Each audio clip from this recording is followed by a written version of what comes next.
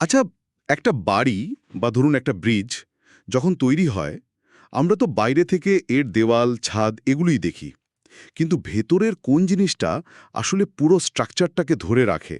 সেটা অবশ্যই তার পিলার মানে কলেম আর তার নিচের ভিত ফুটিং। একদম। আজ আমরা এই কলেম অফ ফুটিং ডিজাইন নিয়েই কথা বলবো।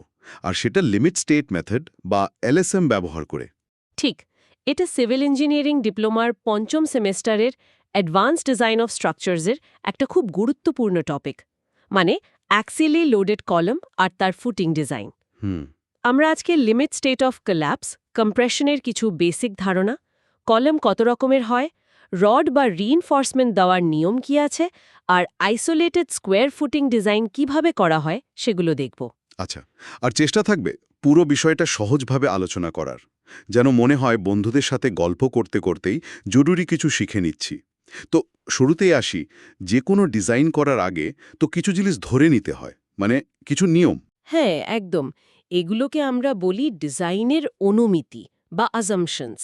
মানে ডিজাইনটাকে সিম্পল আর বাস্তবসম্মত করার জন্য এগুলো দরকার। যেমন? যেমন ধরুন, কংক্রিট লোডের নিচে ঠিক কেমন আচরণ করবে, বা স্টিল কতটা চাপ বা টান নিতে পারবে সর্বোচ্চ অবস্থায়, এগুলো আগে থেকে ঠিক না করে নিলে ডিজাইন এগোবে না। তার মানে এই অ্যাজাম্পশনগুলো ঠিকঠাক বোঝাটা স্ট্রাকচারের সেফটির জন্য প্রথম ধাপ। অবশ্যই, এগুলো ডিজাইনকে একটা সেফ বেসিস দেয়। এবার আসি কলামে। হ্যাঁ, কলাম। কলাম তো আমরা সবাই দেখেছি, বিল্ডিংয়ের ওই উল্লম্ব অংশগুলো, যেগুলো ছাদ বা বিমের লোড নিচে মানে ফাউন্ডেশনে পাঠিয়ে দেয়। সোজা কথায় বাড়ির পিলার। আচ্ছা, এগুলোর কি কোনো ভাগ আছে, মানে সব কলাম কি একই রকম? না না, প্রধানত দুটো ভাগ করা হয়, শর্ট কলাম আর লং কলাম। এটা নির্ভর করে কলামটার দৈর্ঘ্য আর তার প্রস্থের অনুপাতের ওপর। ও, আর এফেক্টিভ লেন্থ বলে একটা কথা শুনছিলাম, সেটার ব্যাপারটাই বাকি। মানে টপ আর বটম কিভাবে আটকানো আছে তার উপর। একটু উদাহরণ দিয়ে বোঝাবেন? ধরুন একটা স্কেল, দুদিক থেকে চাপ দিলে বেঁকে যায়, তাই তো? কিন্তু কিভাবে ধরে চাপ দিচ্ছেন তার উপর নির্ভর করে কতটা সহজে বাঁকবে। কলামের ক্ষেত্রেও ব্যাপারটা অনেকটা সেরকম। এই এফেক্টিভ লেন্থ ঠিক করে দেয় কলামটা লোড পড়লে বেঁকে যাবে কিনা বা কতটা স্টেবল থাকবে। আচ্ছা, বুঝলাম। তার মানে এফেক্টিভ লেন্থ জানাটা জরুরি, কারণ এটা কলামের লোড নেওয়ার ক্ষমতাকে সরাসরি প্রভাবিত করে। একদম ঠিক। এবার আসি রেইনফোর্সমেন্টের কথায়, মানে কলামের ভেতরে যে স্টিলের রড দেওয়া হয়। হ্যাঁ, শক্তি বাড়ানোর জন্য তো। ঠিক, এখানেও কিন্তু নির্দিষ্ট নিয়ম আছে। কতটা রড দিতে হবে, মানে একটা মিনিমাম আর একটা ম্যাক্সিমাম পার্সেন্টেজ আছে। রডগুলোর মধ্যে গ্যাপ কতটা থাকবে, বাইরে কংক্রিটের কাভারিং কতটা দিতে হবে, এই সব। আচ্ছা, এই যে মিনিমাম বা ম্যাক্সিমাম পার্সেন্টেজের কথা বললেন, এর কম বা বেশি হলে সমস্যাটা কি? দেখুন, মিনিমামের কম রড দিলে কলেমটা যথেষ্ট লোড নিতে পারবে না, দুর্বল হয়ে যাবে। আর বেশি দিলে? বেশি রড দিলে মানে ম্যাক্সিমাম লিমিটের বেশি হয়ে গেলে কলেমটা খুব বেশি স্টিফ বা ভঙ্গুর হয়ে যেতে পারে, মানে ফেলিওরের আগে কোনো ওয়ার্নিং দেবে না হয়তো। আর কংক্রিট ঢালতেও সমস্যা হয়, ঠিকমতো কম্প্যাকশন হয় না। ও আচ্ছা। এছাড়াও ধরুন, আয়তাকার কলম হলে মিনিমাম 4টে রড, আর সার্কুলার বা গোল কলম হলে মিনিমাম 6টা লম্বা রড দিতেই হয়। আর এই লম্বা রডগুলোকে জায়গা মতো ধরে রাখার জন্য ছোট ছোট রিং ব্যবহার করা হয়, যেগুলোকে বলে ল্যাটারাল টাই। ওগুলো তাহলে কলমের ভেতরের কঙ্কালটাকে ধরে রাখে? হ্যাঁ, অনেকটা তাই। এই টাইগুলো নির্দিষ্ট দূরত্বে বাঁধতে হয়। তার মানে বুঝতেই পারছি, সঠিক রিইনফোর্সমেন্ট দেওয়াটা কলমের স্ট্রেংথ আর ডিউরেবিলিটির জন্য খুব দরকারি। একদম। এবার আসি অ্যাক্সিয়ালি লোডেড শর্ট কলমের ডিজাইনে। অ্যাক্সিয়ালি লোডেড মানে?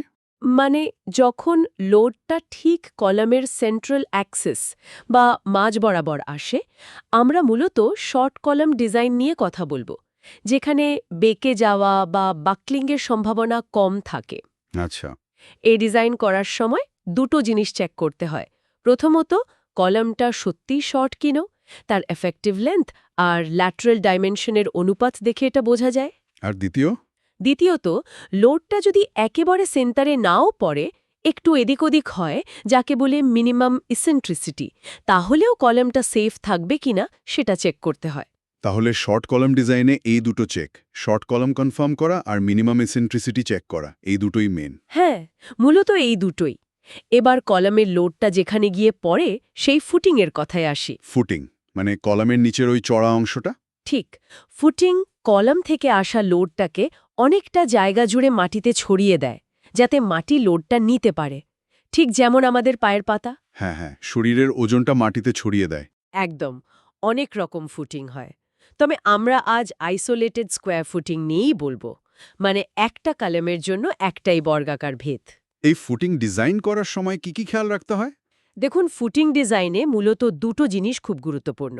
এক হলো বেন্ডিং বা ফ্লেক্সার, মানে ফুটিংটা লোডের চাপে বেঁকে যাচ্ছে কিনা।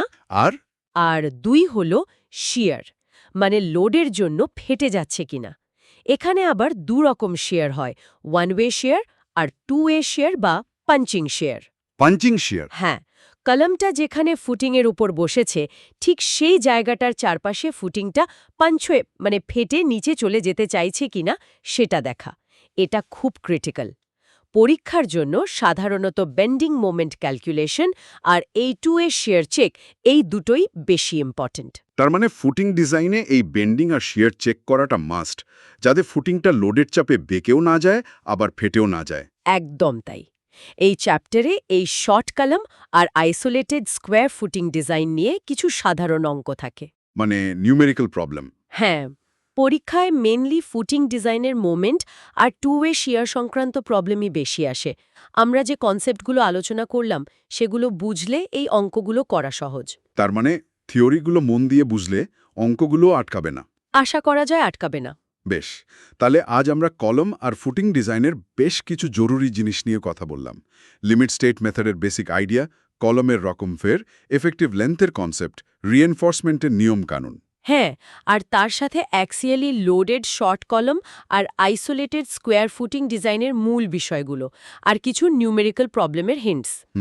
একটা জিনিস মনে রাখতে হবে, যে কোনো মজবুত আর নিরাপদ স্ট্রাকচারের আসল ভিত্তি কিন্তু তার সঠিক ডিজাইন। এই জ্ঞানটা শুধু পরীক্ষার জন্য নয়, ভবিষ্যতে একজন ভালো সিভিল ইঞ্জিনিয়ার হয়ে ওঠার জন্য, নির্ভরযোগ্য ইনফ্রাস্ট্রাকচার তৈরির জন্য এটা অপরিহার্য। ঠিক। টেকনোলজি এগোচ্ছে, ডিজাইন কোড পাল্টাচ্ছে, কিন্তু এই যে বেসিক কনসেপ্টগুলো, এগুলো ক্লিয়ার থাকাটা খুব দরকার। এই ভিতটা শক্ত হলে ভবিষ্যতে যে কোনো চ্যালেঞ্জ নিতে সুবিধে হবে। এটা শুধু হিসেব নয়, একটা বড় দায়িত্ব। দারুণ বললেন। আচ্ছা, শেষ করার আগে একটা চিন্তা মাথায় এলো। যদি এমন জায়গায় বাড়ি বানাতে হয় যেখানে ভূমিকম্পের সম্ভাবনা বেশি, তখন কি এই কলাম আর ফুটিং ডিজাইনের নিয়মগুলো একই থাকবে, নাকি সেখানে আরও অন্য কিছু ভাবতে হবে? খুব ভালো প্রশ্ন। অবশ্যই পাল্টাবে। তখন আর্থকুয়েক লোড কনসিডার করতে হয়, ডাক্টিলিটি ডিটেইলিং লাগে, অনেক কিছু। আচ্ছা, সেটা না হয় আরেকদিন আলোচনা করা যাবে।